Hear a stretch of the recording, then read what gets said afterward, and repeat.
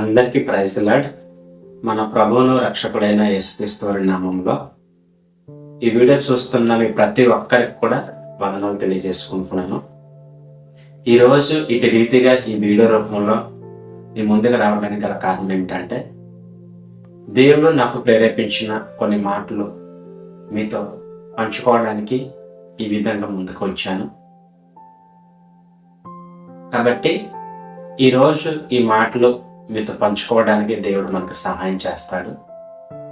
So ఆ మాటలు మనం వినబోయే ముందు మనము దేవునికి చిన్న ప్రార్థన చేసుకుని ముందుకు వెళ్దాం. అందరూ కూడా తలలో ఉంచుకోండి. జీవం కలిగిన తండ్రి, జీవాధిపతి, మీకు స్తుతులు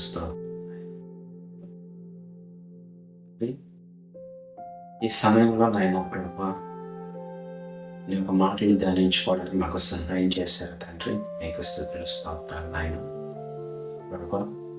మరి ఇదిగో నాయన ప్రభువా, ఈ సమయంలో మీరు మాతో మాట్లాడండి నాయన ప్రభువా. మాకు ధైర్యపరచండి, వారి హృదయాలకి నెమ్మదిని, శాంతిని దయచేయమని అడుగుచున్నాను తండ్రి. ఇదిగో నాయన ప్రభువా, ఈ సమయం పరిశుద్ధాత్మ దేవ మీ యొక్క కార్యం జరిగించండి ప్రభువా. చివరి వరకు నాయన తండ్రి మీ యొక్క ఆలోచనలతో నడిపించమని అడుగుచున్నాను తండ్రి. ఈ సమయంలో ఆటంకం లేకుండా నాయన ప్రభువా, మీ యొక్క మాటలు నాయన ప్రభువా, మా ఆత్మీయ జీవితానికి నాయన ప్రభువా, మా విశ్వాసానికి నాయన ప్రభువా అభివృద్ధి పరుచుకునేలా మాకు సహాయం చేయలాగా మాతో మాట్లాడమని నాయన ప్రభా, మీ యొక్క మాటలు నాయన తండ్రి మా ఆత్మీయ జీవితాన్ని స్థిరంగా కొనసాగడానికి సహాయపడేలాగా మాకు సహాయం చేయమని ఈ యొక్క ప్రార్థన మా ప్రభువును మా రక్షకుడైన యేసుక్రీస్తు వారి నామములో అడిగి మా తండ్రి. అందరూ కూడా మరొకసారి ప్రభు అయిన యేసుక్రీస్తు నామములో వందనాలు తెలియజేసుకుంటున్నాను. ఈరోజు ఒక ప్రాముఖ్యమైన విషయం, దేవుడు నాకు ప్రేరేపించిన విషయం మీతో మాట్లాడడానికి సిద్ధంగా ఉన్నాను. అదేంటంటే, మనము దేవుని తెలుసుకున్న తర్వాత, అంటే మనము దేవునిలోనికి వచ్చిన తర్వాత, అంటే మనం బాప్తిసం తీసుకొని ఈ లోకానుసారమైన మర్యాదను విడిచిపెట్టి దేవుని కోసం బ్రతుకుతామని ఎప్పుడైతే నిర్ణయం తీసుకొని, ఎప్పుడైతే బాప్తిసం తీసుకుంటామో మనం ఆయన రాజ్యంలోనికి వచ్చిన వారు అవుతాం. సో ఆయన రాజ్యంలోనికి వచ్చిన తర్వాత అనేక పరిస్థితులు మన ఒక ఆత్మీయ జీవితాన్ని ఆటంకపరిచే విధంగా ఉంటాయి. ఎందుకు అంటే, దేవుని రాజ్యంలోకి వచ్చిన వాళ్ళు కొంతమంది మరి విశ్వాసుల కుటుంబంలో నుంచి, అంటే తల్లిదండ్రులు మరి ఒకవేళ విశ్వాసులుగా ఉంటే పిల్లలు కూడా మారు మనసు పొంది బాప్తిసం తీసుకున్న తర్వాత దేవుళ్ళలోకి రావచ్చు. లేదంటే కొంతమంది అన్యులు కూడా, ఎందుకంటే ఎక్కువగా సువార్త ప్రకటించబడడం వలన అనేక మంది అన్యులు కూడా దేవుళ్ళలోనికి బాప్తిసం తీసుకొని ఆయన రాజ్యంలోనికి వస్తున్నారు. సో అటువంటి పరిస్థితుల్లో మరి అన్యులు మరి వచ్చినప్పుడు కొందరి పరిస్థితులు కఠినంగా ఉంటాయి, ఒక్కొక్కరి పరిస్థితులు ఒక్కొక్కలాగా ఉంటాయి. దేవుళ్ళలోకి వచ్చిన తర్వాత వాళ్ళు అనేక శ్రమలు, శోధనలు ఎదుర్కోవాల్సి ఉంటుంది. ఎందుకు అంటే, నేను కూడా ఒక అన్య కుటుంబంలో నుంచి వచ్చాను కనుక. నేనైతే ఒక అదృష్టవంతుడిగా నేను ఫీల్ అవుతున్నాను. ఎందుకు అని అంటే, మనందరం కూడా నిజమైన దేవుని, సత్య దేవుని మనం కలిగి ఉన్నాం కాబట్టి మనము ఖచ్చితంగా నిజమైన దేవుణ్ణి మనం తెలుసుకొని ఉన్నాం కాబట్టి మనందరం కూడా చాలా సంతోషించాల్సిన విషయం ఇది.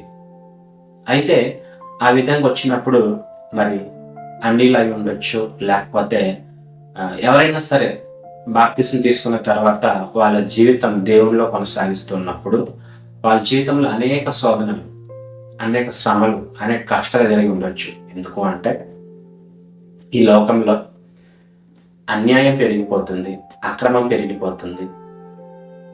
చెప్పాలంటే ఈ లోకం అనేది అపవాది చేతిలోనికి సైతానుడు ఈ లోకాన్ని ఏలుతున్నాడు అనే విషయం మనము ముందుగా గ్రహించాలి. ఎందుకు అంటే వాడు మనుషుల మధ్య ప్రేమను చంపి అన్యాయాన్ని అక్రమాన్ని చేయడానికి వాడు ముందుకు వస్తుంటాడు. దాన్నే పనిగా పెట్టుకొని సైతానుడు ముందుకు వెళ్ళిపోతూ ఉంటాడు. అటువంటి పరిస్థితుల్లో దేవుని కోసం బ్రతికిన వారి మీద అనేక నిందలు రావచ్చు. అదే కాకుండా ఆర్థిక పరిస్థితులు, కుటుంబ సమస్యలు, అనారోగ్య సమస్యలు, లేకపోతే దేవుని నమ్ముకున్న వారంటే తక్కువ చూపు, ఇలా రకరకాలమైన ఇబ్బందులు వస్తున్నప్పుడు ఈ లోకంలో మన జీవనం కొనసాగించడానికి కొంచెం కష్టంగా ఉంటుంది. మనం పేదరిక స్థాయిలో ఉండొచ్చు.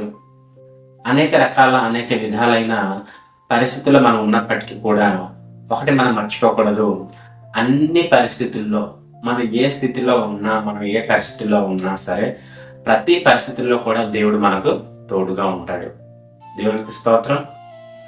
ప్రతి పరిస్థితుల్లో దేవుడు మనకి తోడుగా ఉంటాడు. ఎందుకు అంటే ఒక విషయం మీతో పంచుకుంటాను. నేను ఒక ప్రశ్న అడుగుతున్నాను, చాలా జాగ్రత్తగా ఆలోచించండి. దేవుడు ఈ ప్రకృతిని, ఈ సృష్టిని, అందులో ఉన్న సమస్తాన్ని కలగజేసిన తర్వాత దేవుడు మనల్ని సృష్టించాడు. దీని ఒక ఉద్దేశం ఏంటంటే మనము అనుభవించడానికి ఈ సృష్టిలో ఉన్న ప్రతీది కూడా దేవుడు మన కోసం చేశాడు.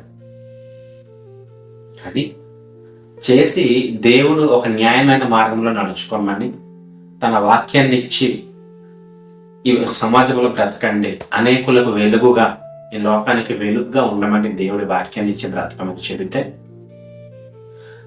ఆ ఒక వాక్యం, ఆ దేవుని ఒక మాటలో చాలా మందికి దూరం అవుతున్నాయి. ఆ ఒక మాటలో చాలా మందికి దగ్గరికి రాక సైతానుడు అనేక ఆలోచనలతో ఆ వాక్యాన్ని చాలా మందికి దూరం చేసేది. ఈ యొక్క సత్యవాక్యాన్ని చాలా మందికి అందకుండా అనేక విధాలుగా చాలా మంది తెలుసుకోలేని వాళ్ళు ఇప్పటికీ ఎంతో మంది ఉన్నారు. దేవుడు మన కోసమే సృష్టి చేసినప్పుడు, మనము ఆయన కోసం నీతిగా న్యాయంగా బ్రతుకుతున్నప్పుడు ఆయన మనకు ఖచ్చితంగా పోషిస్తాడు. అయితే ఒక విషయం స్పష్టం, ఖచ్చితంగా మనకు ఆయన పోషిస్తాడు. ఈ వాక్యం చెబుతుంది ఏంటంటే, ఒక వాక్యం చూసుకొని మనం ముందుకెళ్దాం. మత్తయి సువార్త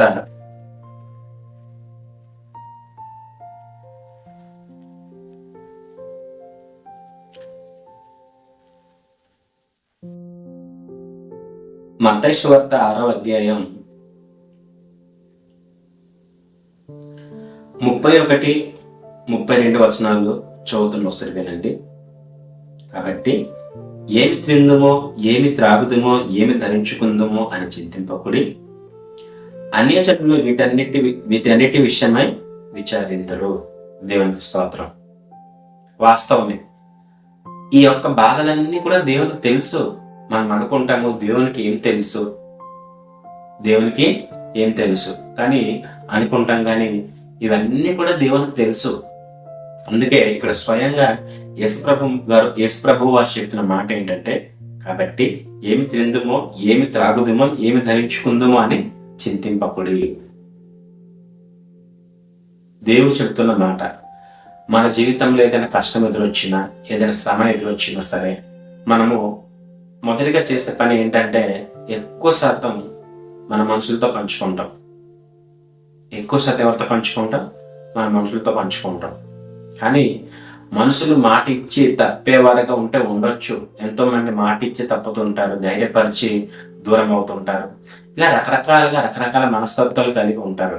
కానీ అలా కాకుండా నీకు ఏ శ్రమ వచ్చినా, ఏ బాధ వచ్చినా, ఏ ఇబ్బంది వచ్చినా సరే, మొదటిగా దేవుణ్ణి ఆశ్రయించి ఆయనకి ప్రార్థించి నువ్వు చెప్పుకోగలిగితే, మనకు అవసరత ఏంటి ఆయనకు తెలుసు కాబట్టి దేవుడు ఖచ్చితంగా మనకు జీవితంలో వాటిని అనుగ్రహిస్తాడు.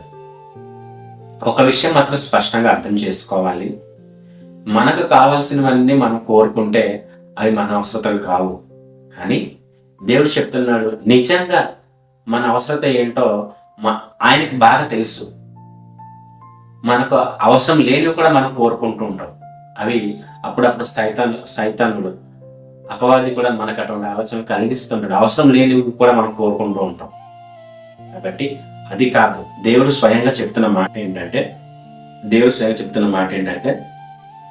33వ వచనం, కాబట్టి 32వ వచనం, ఇవన్నీ మీకు కావాలని పరలోక తండ్రికి తెలియదు. 31 నుంచి చదువుతున్నాను. కాబట్టి ఏమి తిందుమో, ఏమి త్రాగుదమో, ఏమి ధరించుకుందామో అని చింతింపకుడి. అన్యజనులు వీటన్నిటి విషయమే విచారించరు. ఇవన్నీ మీకు కావాలని మీ పరలోక తండ్రికి తెలియదు.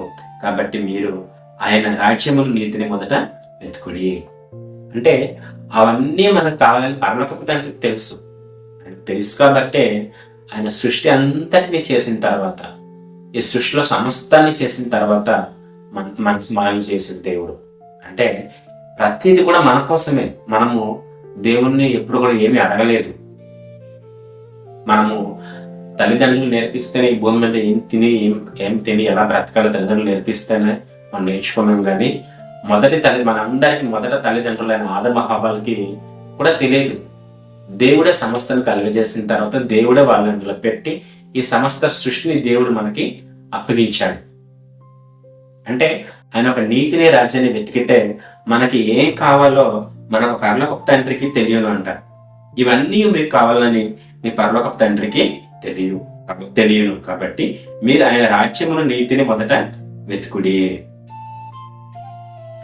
అంటే ఆయన ఒక నీతిని, రాజ్యాన్ని వెతికే క్రమంలో మనం ఉంటే ఖచ్చితంగా దేవుడు మనకేం కావాలో అవన్నీ కూడా అనుగ్రహిస్తానంటున్నాడు. కాబట్టి ఆలోచించండి, మన జీవితంలో మన జీవితంలో ఏం కొలువుగా ఉంది, మన జీవితంలో మనకి ఏం అవసరమై ఉన్నది అనేది ఒకసారి ఆలోచించండి. అది ఆలోచించిన తర్వాత నిజంగా మనకు అది ఒకవేళ అక్కరగా అవసరతగా ఉంటే మనం మొదటగా ఆశ్రయించాల్సింది ఎవరిని అంటే మనిషిని కాదు. అది మన కుటుంబంలో ఎవరైనా కావచ్చు, మన ఒక తల్లిదండ్రులు కావచ్చు, స్నేహితులు కావచ్చు, ఎవరైనా కావచ్చు. కానీ వాస్తవమే దేవుడు తల్లిదండ్రుల ద్వారానే, కుటుంబస్తులకు, సహోదరుల ద్వారానే, లేకపోతే చుట్టాల ద్వారానే సహాయం చేస్తారు, కాదని లేదు. కానీ అన్నిటిని ఎరిగినవాడు, సమస్తాన్ని ఎరిగినవాడు దేవుడు. కాబట్టి మొదటగా ఆయనకి మనం మొదలుపెట్టుకుంటే దేవుడు ఖచ్చితంగా తన యొక్క సహాయాన్ని మనకి అందిస్తాడు. వాస్తవానికి ఒక విషయం మీకు నేను జ్ఞాపకం చేస్తాను. ఏలియా అంటే ఆ ఇజ్రాయిల్లో కరువు సంభవించినప్పుడు, ఆ దేశం మొత్తం కరువు వచ్చినప్పుడు మరి ఏలియా కూడా దేవుని ఒక ప్రవక్తగా ఉంటాడు. కానీ మరి కరువు వచ్చినప్పుడు ఏలియాకి తినడానికి ఆహారం ఉండదు. అటువంటి పరిస్థితుల్లో దేవుడు ఏం చేస్తాడంటే కాకుల ద్వారా రొట్టెని తీసుకొచ్చి ఆహారంగా ఏలియాకి రొట్టెలను తీసుకొచ్చి కాకుల రొట్టెలు తీసుకొచ్చి ఏలియా దేవుడు ప్రతిరోజు ఆ నది ఒడ్డున ఉన్న ఏలియా దగ్గరకు వచ్చి ఆ కాకుల రొట్టెని పెడితే వాటి తిని ఏలియా బ్రతుకుతాడు. ఆ విధంగా దేవుడు ఏలియాని పోషిస్తాడు. అంటే ఆ దేశం మొత్తం కరువు వచ్చి ఇబ్బంది పడుతున్నప్పటికీ కూడా తన కోసం బ్రతుకుతున్న ఏలియాకి ఎటువంటి ఆ రొట్టెను, మాంసం తిని తన యొక్క జీవితాన్ని గడుపుతాడు. ఎటువంటి ఇబ్బంది లేని మరి తన కోసం బ్రతుకుతున్నాడు కాబట్టి, దేవుని కోసం ఏలియా గారు బ్రతుకుతున్నారు కాబట్టి ఆహారాన్ని తిని తన యొక్క జీవితాన్ని కొనసాగిస్తాడు. ఆ విధంగా దేవుడు ఏలియాని పోషిస్తాడు.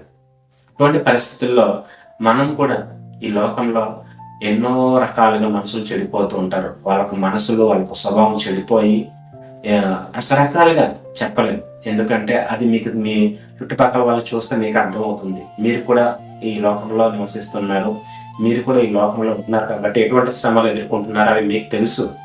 మీ చుట్టుపక్కల ఉన్న మనుషులు ఏ విధంగా ఉంటారో మీకు తెలుసు. కాబట్టి అటువంటి మనుషుల్లోకి దేవుని వాక్యం దూరం అయిపోయింది కాబట్టి ఆ విధంగా వాళ్ళు ఉంటారు. కాబట్టి అటువంటి మనుషుల్లోనికి మనుషుల దగ్గరికి దేవుని యొక్క వాక్యాన్ని మనము తీసుకెళ్ళాలి. ఎందుకంటే దేవుడు ఏమన్నారంటే వీరి లోకమునకు ఉప్పై ఉన్నారు, వీరి లోకమునకు వెలుగై ఉన్నారు అని దేవుడు చెప్తారు. కాబట్టి ఆ వెలుగును మన వాళ్ళలోకి తీసుకువెళ్ళాలి. మీకు ఇంకో మాట చూపిస్తాను. మత్తయి సువార్త 5వ అధ్యాయం 6వ వచనం, నీతి కొరకు ఆకలి దప్పులు గలవారు ధన్యులు, వాళ్ళు తృప్తిపరచబడుదురు. నీతి కొరకు ఆకలి దప్పులు గలవారు ధన్యులు, వారు తృప్తిపరచబడుదురు అని. అంటే ఈ లోకంలో మనకి అక్రమంగా పోవడానికి ఎన్నో పరిస్థితులు ఎదురవుతూ ఉంటాయి. అంటే అక్రమంగా మనము కొన్ని పరిస్థితులు మన దగ్గరకు వస్తాయి.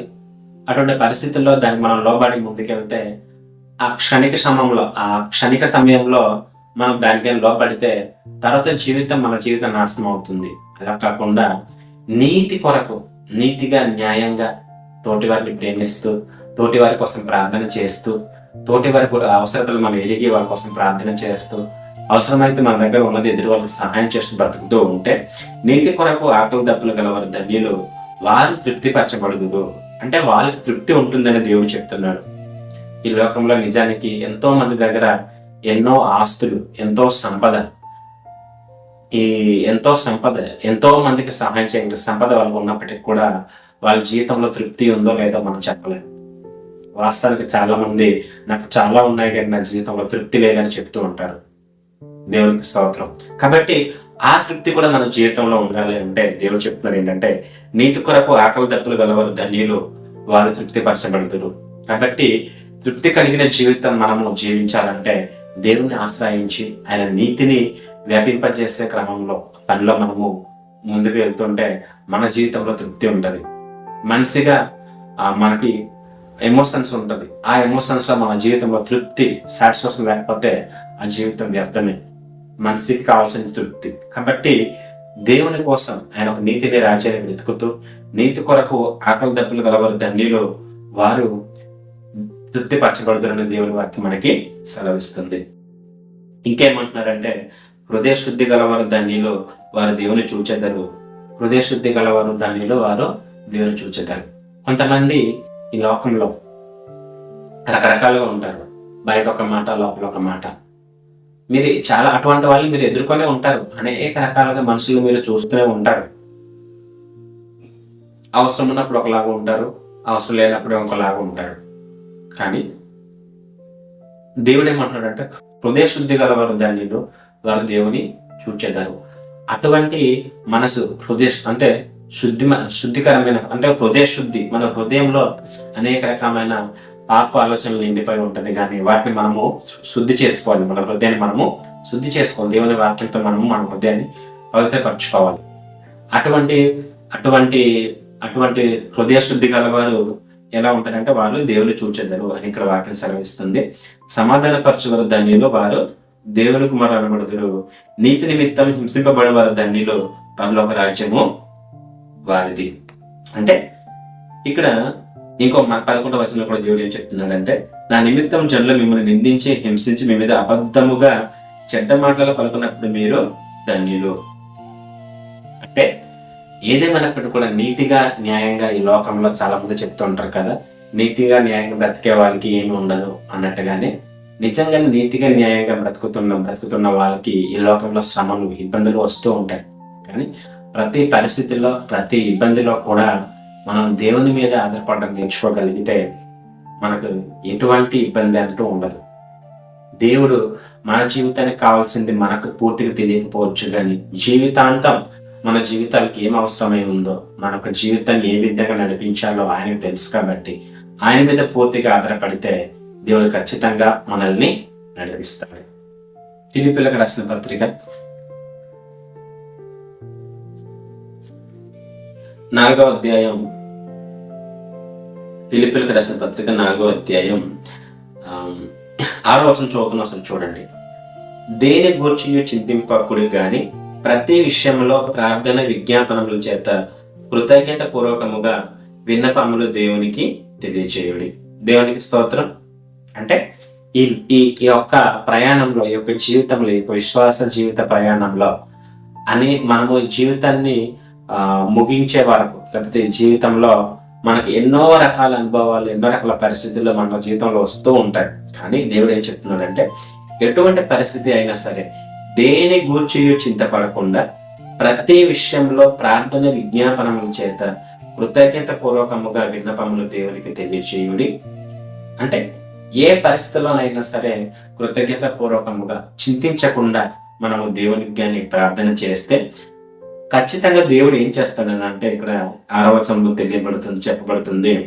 అప్పుడు సమస్త జ్ఞానమునకు మించిన దేవుని సమాధానం యేసుక్రీస్తు వలన మీ హృదయములకు మీ తలంపులకు కావలి ఉండును. దేవునికి స్తోత్రం. అప్పుడు సమస్త జ్ఞానములకు మించిన దేవుని సమాధానం యేసుక్రీస్తు వలన మీ హృదయములకు మీ తలంపులకు కావలి ఉండును. అంటే మనకి ఒకటే సమస్య, మనకి ఏ సమస్య కానీ ఒకటే పరిష్కారం ఏంటంటే మన ప్రతి విషయంలో కూడా కృతజ్ఞత పూర్వకంగా విన్నపములు దేవునికి తెలియజేస్తే ఆయన యొక్క సమాధానం, దేవుని యొక్క సమాధానం మనకు హృదయాలకి మనకు తలంపులకి కావలిగా ఉంటుందంట. ఆమేన్. దేవునికి స్తోత్రం. ఆలోచించండి, మనము చేయాల్సింది ఒకటే.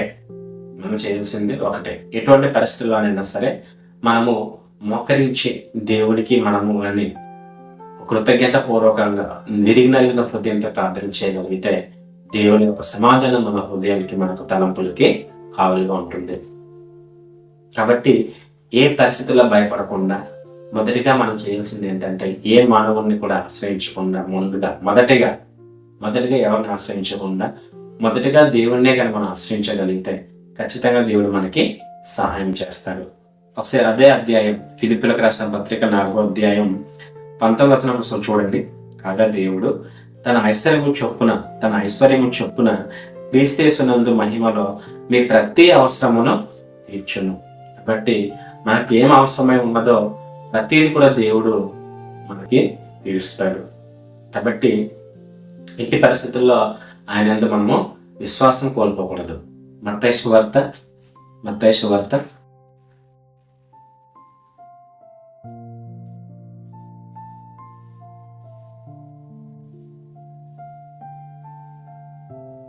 6వ అధ్యాయం, మత్తయి సువార్త 6వ అధ్యాయం 30వ వచనం. నేడుండి రేపు పొయ్యిలో వేయబడు అడవి గడ్డిని దేవుడు ఇలాగూ అలంకరించిన ఎడల అల్ప విశ్వాసులారా, దేవుడు ఏమంటున్నాడంటే అల్ప విశ్వాసులారా మీకు మరి నిశ్చయంగా వస్త్రములు ధరింపచేయును కదా. అంటే ఇక్కడ ప్రభువారు మాట్లాడుతూ ఏమంటాడంటే నేడుండి రేపు పొయ్యిలో వేయబడు అడవి గడ్డి చూడండి, నిజంగా అవి కానీ పూలు పూసి వికసిస్తే ఎంత అందంగా ఉంటుంది. అయినప్పటికీ కూడా దాన్ని మళ్ళీ పొయ్యిలో వేసేస్తే అది ఏమవుతుందంటే మరి కాలిపోతుంది.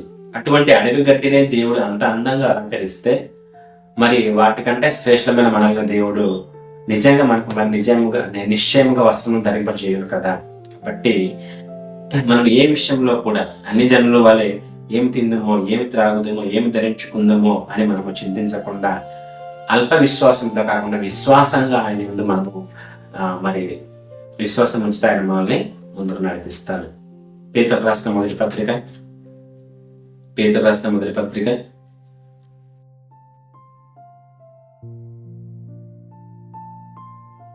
మొదటి పత్రిక 5వ అధ్యాయం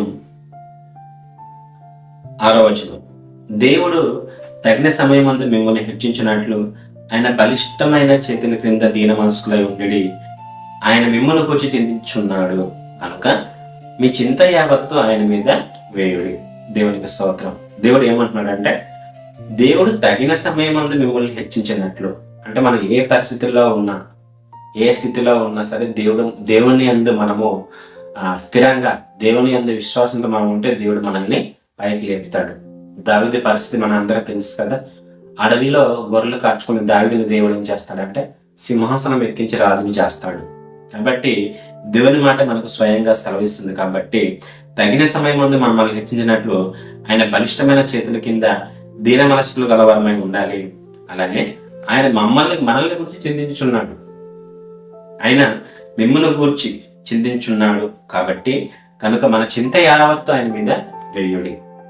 చూసారా దేవుడు ఎంత అద్భుతమైన మాటలు దేవుడు మనతో మాట్లాడుకున్నాడు. ఆలోచించండి.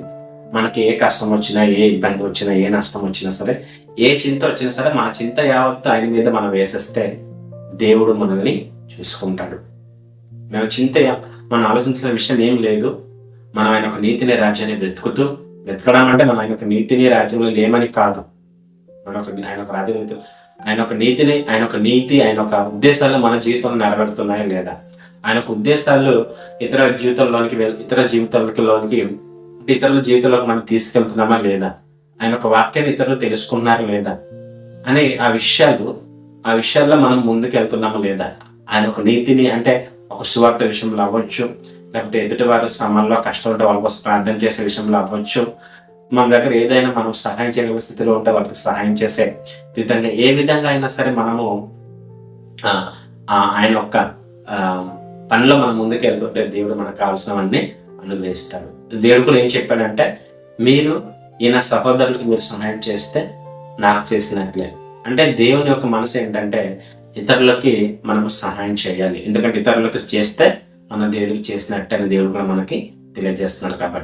కాబట్టి మన యొక్క జీవితంలో మరి ముఖ్యంగా ఈ యొక్క మాటల ద్వారా మనం అర్థం చేసిన విషయం ఏంటంటే, విశ్వాసులమైన మనము ఇప్పుడు కూడా, అందుకే అల్ప విశ్వాసులారా అనేసి అక్కడ ప్రస్తావించడం జరుగుతుంది మత్తయి సువార్తలో. అల్ప విశ్వాసులారా అని ఎందుకు ప్రస్తావించబడింది అంటే, మన విశ్వాసం సన్నగిలిపోయినప్పుడే మన హృదయంలో ఆందోళన వస్తుంది. కాబట్టి మనం ఎప్పుడు కూడా ఆందోళన పడకుండా మనము కృతజ్ఞతతో విన్నపాలు చేస్తూ దేవునికి ప్రార్థన చేస్తే జ్ఞానములకు మించిన దేవుని సమాధానం మన హృదయములకు, మన తలంపులకు, మన యొక్క హృదయానికి, మన యొక్క తలంపులకే కావలుగా ఉంటుంది. కాబట్టి మనం ఎటువంటి విషయంలో కలవర చెందడానికి ఉండాల్సిన అవసరం లేదు. ప్రతి విషయంలో దేవుడు మనకు తోడుగా ఉంటాడు. చివరికి మాట చూసుకొని ముగించుకుందాం. యోహాను సువార్త 14వ అధ్యాయం 1వ వచనం, మీ హృదయమును కలవరపడనీయకుడి, దేవుని యందు విశ్వాసం ఉంచుచున్నారు, నా యందు విశ్వాసం ఉంచుడి. దేవునికి స్తోత్రం. మీ హృదయములను కలవరపడనీయకుడి. దేవునికి కృతజ్ఞత పూర్వకంగా విన్నపాలు తెలియజేస్తే దేవుని యొక్క జ్ఞానమునకు మించిన దేవుని యొక్క సమాధానం మనందరి జీవితంలో తోడై ఉంటుంది. కాబట్టి ఈ యొక్క మాటలన్నీ కూడా మన జీవితానికి, మన ఆత్మీయ జీవితానికి ఆశీర్వాదకరంగా ఉండాలని, నా జీవితానికి, ఈ వీడియో చూస్తున్న ప్రతి ఒక్కరి జీవితానికి ఆశీర్వాదకరంగా ఉండాలని తెలియజేస్తూ మరి ఇంతటితో ఈ యొక్క వర్తమానాన్ని ముగిస్తున్నాను. అందరూ కూడా ప్రైజ్ లార్డ్. దేవునికి స్తోత్రం.